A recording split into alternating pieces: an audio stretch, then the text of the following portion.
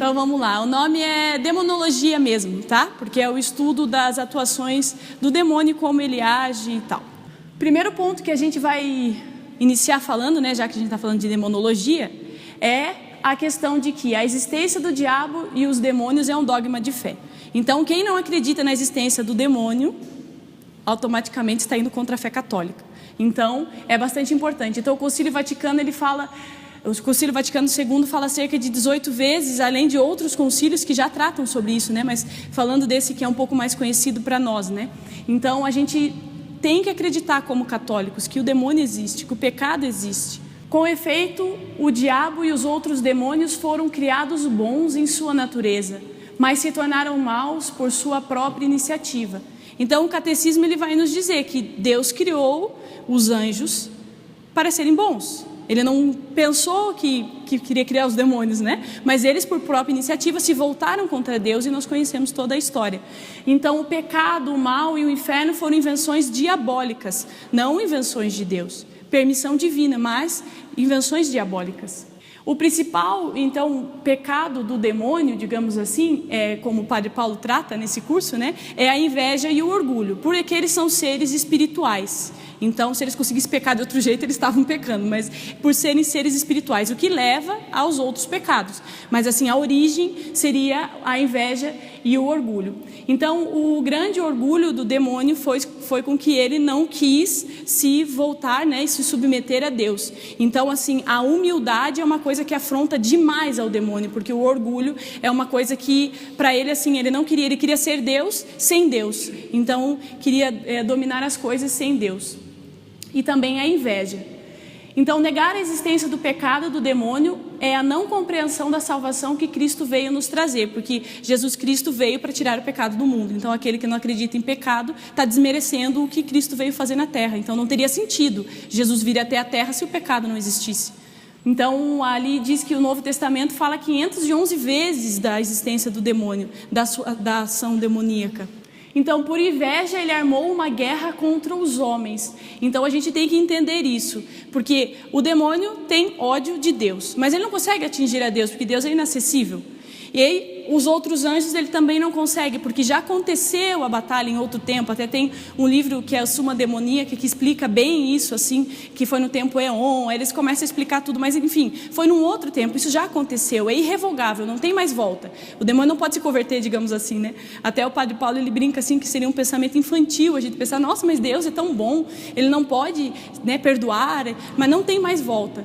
E não podendo atuar contra Deus nem contra os outros anjos, porque eles já contemplam a face de Deus, por isso são inacessíveis ao pecado, ele armou uma guerra contra a gente. E a gente tem que estar ciente disso. A primeira coisa que a gente tem que estar na nossa mente é que nós vivemos uma guerra espiritual, a gente está no meio de uma batalha. E se a gente andar no meio dessa batalha como se estivesse passeando, a gente vai levar bala, né? Vai levar chumbo.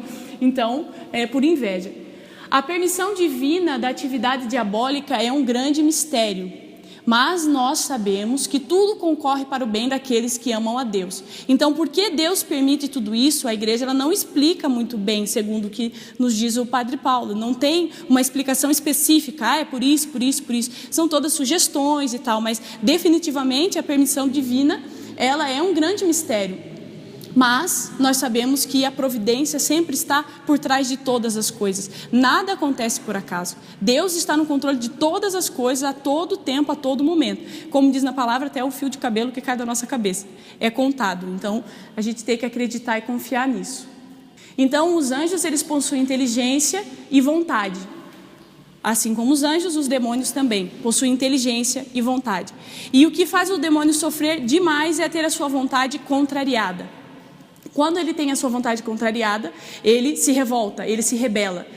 Nossa Senhora, nossa Mãe Santíssima, é uma grande intercessora nossa e uma grande afronta para o demônio. Ele não suporta a palavra, ele não suporta o nome de Maria. Por isso, quando você está fazendo uma oração de libertação, você invocar Nossa Senhora, isso afugenta o inimigo. Eles usam muito nos exorcismos. A presença de Nossa Senhora para o demônio é insuportável. Por quê? Por causa da humildade dela. Então também um servo humilde também afugenta o demônio, porque você é uma afronta para ele, no orgulho ele não consegue conceber uma coisa dessas. Então Nossa Senhora é uma ideia insuportável para eles. Aí definitivamente a gente pode falar de 4 formas de atuação, então, do demônio no nosso meio. Seria a tentação, a infestação ou contaminação, a opressão ou obsessão e a possessão. Eu vou explicar depois cada um deles. Aí eu coloquei ali uma pergunta: qual que vocês acham que é o mais perigoso desses 4? Assim, um deles, assim, que fala ali, qual que é o mais perigoso será? É a tentação. A tentação, ele é o mais perigoso. A tentação, aprender a resistir. O padre Paulo fala isso aqui, ó, que uma confissão bem realizada é mais importante que um exorcismo. Isso está escrito, São Tomás de Aquino diz isso. Imagina, a gente nunca vai imaginar um negócio desse, porque quando a gente olha uma manifestação demoníaca, a gente pensa assim, meu Deus, né? A gente olha, fica tudo alardeado. Mas o demônio está o tempo todo nos tentando, nos provocando, para tentar nos fazer cair no pecado. E às vezes a gente não dá bola para isso. Aí quando a gente vê uma manifestação, a gente fica tudo alardeado, né? Que é o que o inimigo quer. Então, assim, às vezes faz com que a gente pense que com as possessões ou opressões, que são outros casos que se manifestam, nos leva a pensar que somente ali existe uma ação demoníaca. E isso é um engano muito grande, porque a finalidade do demônio é nos levar para o inferno. Então a tentação é mais perigosa por causa disso, porque, por exemplo, numa possessão, a pessoa não está consciente do que ela está fazendo, então ela não está pecando. Na opressão já sim, né? Mas na possessão não. Então o demônio não tem muito interesse por um possesso. Isso acaba acontecendo, mas não é muito o interesse dele. O interesse dele é a tentação, porque com a tentação ele nos leva ao pecado e nos leva ao inferno, que é isso que ele quer. Que ele que veio para matar, roubar e destruir, né? Então, aí se a gente for falar ali em tentação, eu coloquei os 7 pontos que o padre Paulo ele cita o livro de Royo Marin, é um livro que é a Teologia da Perfeição Cristã. Esse livro diz que ele é espanhol, mas ele cita muito esse livro nesse curso. E daí ali nesse livro, esse padre, ele passa os 7 pontos como que acontece a tentação. Então, o que eu coloquei aqui, que eu achei pontos importantes desse curso, né? Então, existe uma hierarquia entre os anjos, assim como existe entre os demônios, e Satanás é o maior deles. A tentação. Nós podemos falar de tentação por uma via indireta e uma via direta. Então, toda a tentação tem relação com o demônio. Mas, assim, toda a tentação, ela vai ter uma ligação com o demônio, todas elas. Só que pode ser de uma forma direta ou indireta. A forma indireta é a tentação da carne, concupiscência carnal, e a tentação do mundo. Tem ligação com o demônio, tem ligação com o pecado, e foi o demônio que inventou o pecado, e ele está por trás, mas é indiretamente. E diretamente é a atuação do demônio mesmo na tentação. Então, como o São Tomás de Aquino diz, eles são os seres espirituais, então eles atuam focalmente, eles não conseguem, como Deus, atuar em todos os lugares e todos os momentos. Então, não é sempre que tem um demônio do teu lado. Às vezes é a tua própria carne, não a carne-corpo, concupiscência carnal, a tua tendência ao pecado que está te levando a pecar. Não necessariamente um demônio que esteja ali do teu lado, apesar de que indiretamente ele tem relação com isso. Aí vai dizer assim, então a concupiscência da carne, isso vai se aprofundar com os nossos pecados. Então, por exemplo, o pecado da luxúria, quando uma pessoa nunca pecou com relação à luxúria, com relação à castidade, ela tem uma maior força para resistir a isso, apesar de que ela tem a concupiscência carnal que vai tentar levar ela a esse pecado, mas ela tem uma maior força. Conforme ela cometeu esse pecado, ela vai ter uma maior tendência a cometê-lo novamente, vai ter que lutar mais e batalhar mais espiritualmente, porque ela criou ali uma brecha maior, uma dificuldade maior. A tentação do mundo, então, aí a gente vai tratar da televisão, das coisas que estão ao nosso redor, e do pensamento mundano também, que foi criada uma ideologia toda no mundo que vai nos atormentando ali, que vai nos levando muitas vezes ao pecado.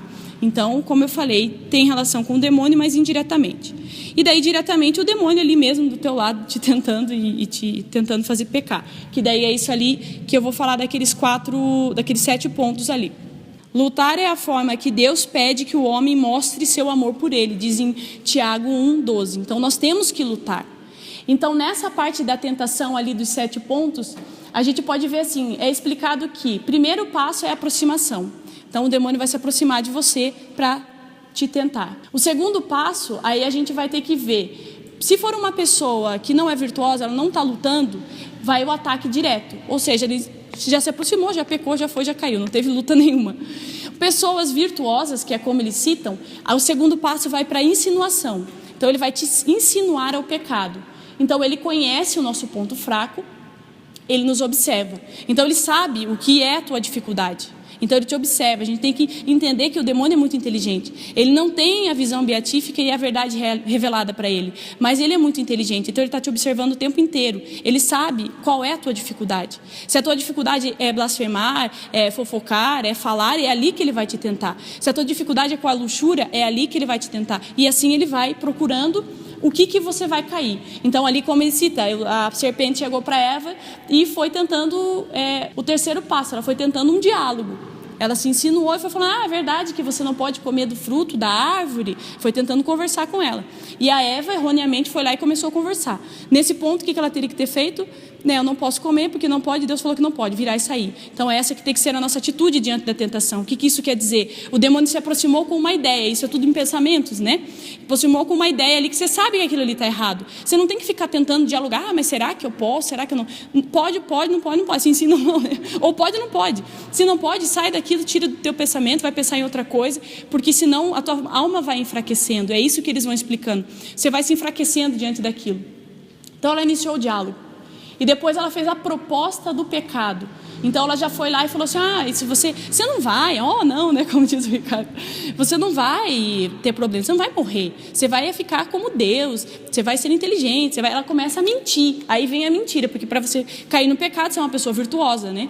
Então você está buscando estar próximo de Deus, ela tem que mentir para você, tem que te enganar para você cair no pecado. Aí depois vem a vacilação. Então isso é um ponto que você está cedendo, você está passando por esses estágios, você está lutando, mas ao mesmo tempo você está cedendo. Então a vacilação já entra no pecado venial, então você já começou a pensar em pecar, você já começou a degustar. A Eva começou a olhar o fruto e achar que ele era bom para comer, ela começou já a pensar nisso. Então a alma está super enfraquecida. Então eles citam que a chance de você pecar ali é muito grande, só um milagre mesmo, se voltar para Deus, se dobrar os seus joelhos e falar, Senhor, me salva, porque eu vou pecar, eu não resisto, aí a graça divina vem, senão você vai acabar indo para o sexto passo, que é o consentimento. Então você cai no pecado como Eva caiu.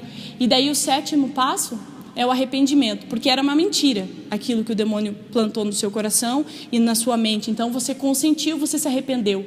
E Jesus se aproxima e o remorso, o arrependimento. Aí você vai ter que ter todas as atitudes diante disso, que o curso vai explicar tudo bem certinho, né? Mas que não dá para a gente partilhar tudo. Mas daí no caso, claro, você vai buscar a confissão, né? Aí ali quase não dá para enxergar porque ficou em vermelho, mas seria o segundo, que é a infestação ou contaminação. A gente fala disso mais quando você está falando em questão de ambiente, quando você está falando assim, por exemplo, infestação num local, né? Então, tipo de objetos também que precisam ser exorcizados. Aí o próximo seria a opressão ou obsessão. Contaminação é o nome que se dá quando para objetos, por exemplo, objetos consagrados no espiritismo, que os casos que vou rezar numa casa de uma pessoa e tem um objeto que foi dado para isso. E ele pode ser consagrado, isso mesmo. Aí ele pode ser exorcizado, esse objeto, esse ambiente, esse local, né? Às vezes uma casa, no sentido de objeto. Qualquer objeto, depende da intenção da pessoa. Às vezes roupa, como tem ali a toalha, por exemplo, né? Às vezes roupas são consagradas, né? Então foi esse o sentido que eu quis dizer com essa fotinha aí. Aí, no caso, a opressão ou a obsessão. Aí, esse daqui eu trouxe mais aqui, escrito. Mas é muito interessante, assim, da gente poder estudar. Quem puder, entra no site do Padre Paulo. Tem ali coisas do site do Padre Paulo, coisas da apostila da renovação. Mas, assim, eu posso emprestar a apostila para Xerocá. Entra no site do Padre... o curso de demonologia, tá lá. É muito interessante. Aqui tem muita coisa, são 10 aulas. Eu resumi, muito resumido, porque o tempo é curto, né? Então, mas é bem interessante a gente ver como os servos e... A gente tem que entender o campo espiritual, não é só ministro de cura e libertação que tem que entender, todos nós temos que entender como cristãos. Então, a opressão ou a obsessão é uma forma de sujeição demoníaca e ocorre muito frequentemente nos dias de hoje. A maior parte desses casos de manifestação que a gente vê são casos de opressão. Então, pessoas, então aqui, opressão é um ato do demônio atacar exteriormente, então é de fora, o demônio fica muito próximo. Então até diz que como que você diferencia, por exemplo, da tentação? É muito claro que é o demônio que está atuando ali. É diferente da tentação, que às vezes você não sabe se é a tua carne, se é o demônio, se é o que é que está... Esse não, você vê nitidamente que é o demônio, é uma forma agressiva de ataque do inimigo. Então ele ataca, atormenta a alma, o psiquismo, com tentações graves, sobremaneira à noite, influenciando até mesmo em sonhos, com ataque de improviso, muitas vezes de forma permanente. O oprimido não tem condições de se libertar sozinho. Ele precisa ficar em contínuo, ele acaba ficando, em contínuo estado de prostração, desespero, e muitas vezes são aquelas pessoas que falam que vão se suicidar. Quando às vezes a pessoa não está próxima de Deus, ela fala, vou me suicidar, porque ela não aguenta mais aquilo, de tão atormentada que ela está sendo. Ela vê coisas, ela escuta barulho, dentro dela o inimigo, no ouvido dela o inimigo fica falando muitas coisas, que a vida dela não vale nada, e assim vai indo, tá? Então a pessoa normalmente é tomada de uma paixão por mentiras, então é uma pessoa que mente muito, então tudo isso você vai abrindo as brechas, Porque para que o inimigo tenha acesso a você, você tem que ir se afastando de Deus e se aproximando dele. Se você estiver muito próximo de Deus, se for uma pessoa virtuosa que vai selando as brechas ao teu redor, claro, dependendo, tem vários casos, mas eu estou falando assim, se você estiver próximo de Deus, você está protegido. Então, mas a gente vai se afastando de Deus e vai abrindo portas para que o inimigo age. Então, por exemplo, pessoas tendendo à mentira, pensamentos impuros, atormentada por muito medo, com um sintoma de perseguição, onde que a pessoa acha que está sendo perseguida, que está sendo observada. Então, essa pessoa está sujeita a ter ataques de fúria, a provocar outras pessoas, aquelas pessoas ficam causando intriga, mas assim, severa mesmo, aquela briga feia, demonstrando ressentimento, inimizades, comportamento violento, irritabilidade. Ela se recusa a obedecer a Deus, peca abertamente, porque daí isso vai indo em graus, Claro, existem os graus mais leves, existem os graus mais pesados. Então tem uma ânsia por ato sexual, ânsia sexual, por atos anormais também, uma ânsia pelo álcool, pela nicotina, pelas drogas. Por quê? Porque o demônio quer destruir a pessoa, Então ele vai fazendo a ânsia dela para tudo que ela possa se destruir até que ela morra. Então o Satanás, o príncipe das trevas, luta para que o pecado seja oculto. Isso a gente tem que notar. Não é assim porque uma pessoa manifestou ali que é só ela. O demônio não quer que a gente saiba. Então, até eles citam assim que às vezes, em casos de opressão ou até em casos de possessão, você nunca sabe que a pessoa está com aquilo ali, possessa ou está sendo oprimida, porque o demônio faz de tudo para ficar oculto, porque ele não quer que a pessoa se liberte, que ela procure a confissão, que ela procure o sacerdote. Então ele faz de tudo para que ninguém perceba. Só que às vezes não tem como, principalmente quando está, assim, por exemplo, diante da Eucaristia ou diante de uma oração, aí ele começa a se incomodar com aquilo ali e não dá, No momento de oração, normalmente isso acontece. Quando a pessoa está para ser liberta, ele começa a se manifestar ali. Por quê? Porque ele não quer. Mas na verdade, ele fui desmascarado, entendeu? Mas daqui eu não saio. Daí começa todas aquelas questões. Então, principalmente quem tem com relação ao espiritismo, Ou ligações a práticas ocultas, ou foi amaldiçoado por alguém que pratica isso, Recebeu uma macumba, que a gente chama, Então isso abre uma brecha muito grande. Então se essa pessoa não tiver revestida do poder de Deus, ela corre um risco muito alto de sofrer disso.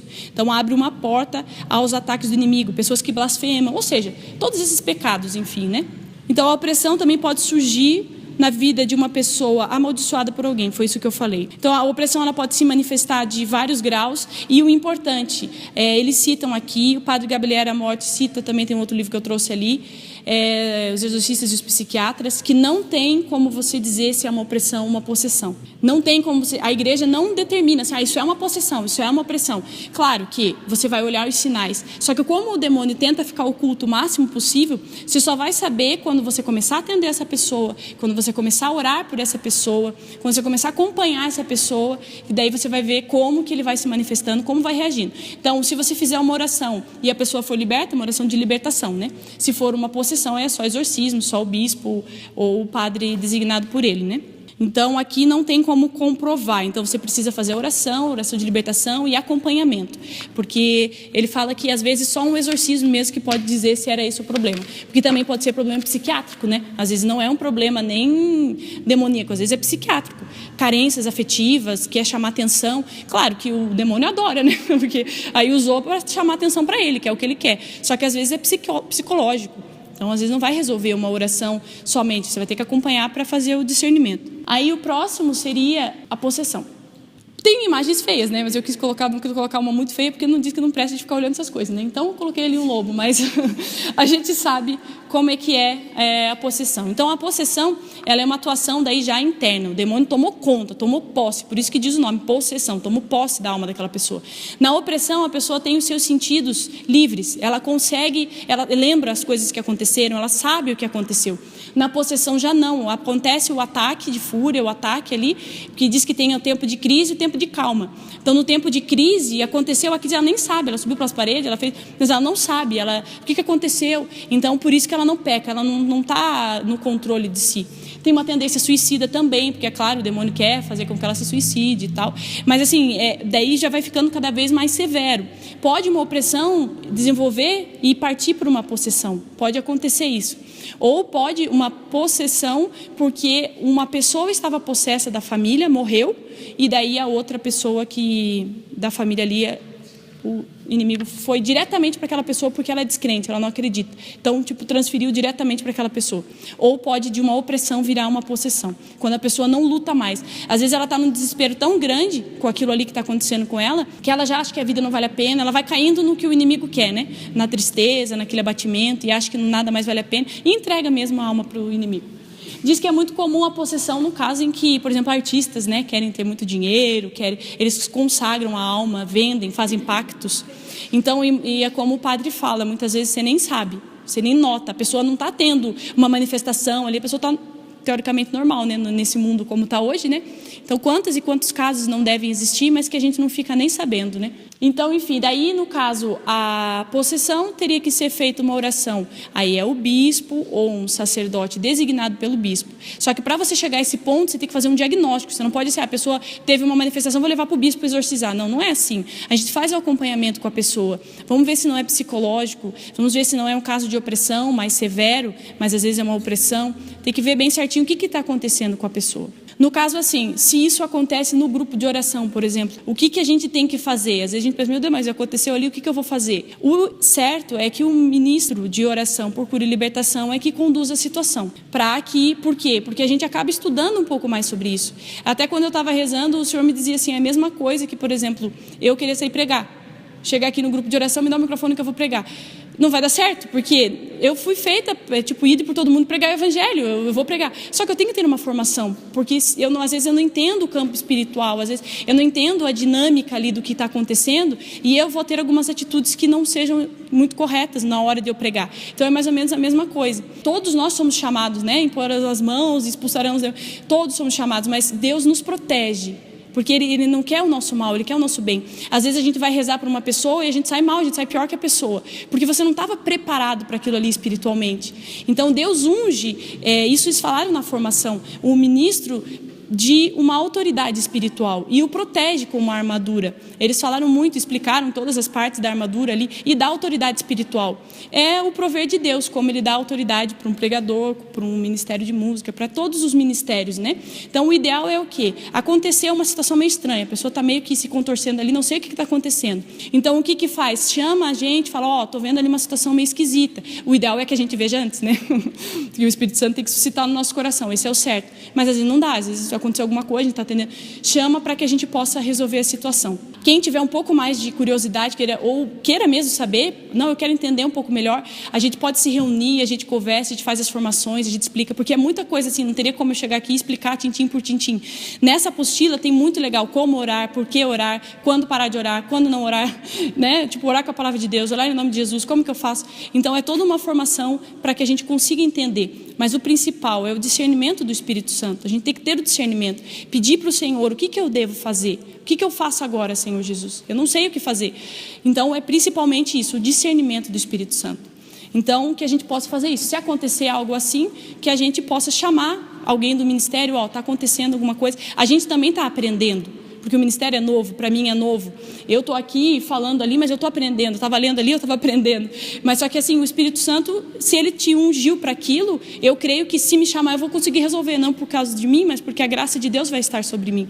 Assim como todos nós, em cada um no seu ministério. Algumas vezes a pessoa tem um pouco mais de sensibilidade, mas algumas vezes a pessoa não estava preparada para aquele tipo de oração. Então, existem esses dois pontos. A gente tem que fazer o discernimento daí na hora o que foi que aconteceu. Não tem como eu dizer exatamente. Mas ou não estava completamente preparada para aquilo, para aquele tipo de oração, a pessoa estava sendo uma pessoa oprimida, o demônio está ali, atuando pesadamente naquela pessoa. Claro que qualquer um que se aproximar, ele vai atacar, porque é igual um cachorro feroz, né? Se chegar perto de um cachorro feroz, o que vai acontecer? Ele vai tentar te morder. Então, às vezes você não estava preparado para atuar ali, ou realmente tem um pouco de uma sensibilidade maior. Existem essas duas explicações. Então, normalmente vai tudo bem, mas de repente você chega numa pessoa que está uma opressão, ou uma pessoa que está passando um caso pesado ali, aí vai acabar acontecendo uma coisa dessa, uma contaminação, e você volta para sua casa. Se a senhora não for uma pessoa de oração, se a senhora não for uma pessoa perseverante, o que pode acontecer, né? Por isso que é importante, depois orou pelas pessoas, vai diante de Jesus e confia que entrega nas mãos dele, sangue de Jesus que lava e liberta, né? Estamos fazendo isso, a gente tem que depois entregar na mão de Jesus, né? Para não ir com isso para casa. No caso ali, revestivos de toda a armadura de Deus. Então, é importante nós estarmos revestidos dessa armadura todos os dias, porque somos servos, vamos ser perseguidos. O inimigo quer nos destruir, a gente tem que entender isso, a gente está numa guerra. Então, se revestir da armadura de Deus todos os dias, clamar, Efésios 6:10. Portanto, resisti ao diabo e ele fugirá de vós. Isso diz em Tiago 4, versículo 7. A gente tem que entender que se a gente resistir, se a gente lutar, se a gente batalhar, quem vai ter medo da gente vai ser o inimigo, não a gente vai ficar com medo dele. Claro que a gente tem que ter respeito pelas coisas, né? Tem que ter cuidado, só que assim, a gente é cristão, a gente tem autoridade espiritual. Todos nós cristãos batizados, nós temos autoridade. Então, resistir ao diabo e ele vai fugir de você. Você não precisa ter medo, todas as coisas que nós falamos, não precisa ter medo. Aconteceu alguma situação, repreende em nome de Jesus, vai rezando, vai clamando o poder de Nossa Senhora. Você é um servo ungido e escolhido pelo Senhor, a gente tem que ter essa confiança e acreditar nisso. E era isso.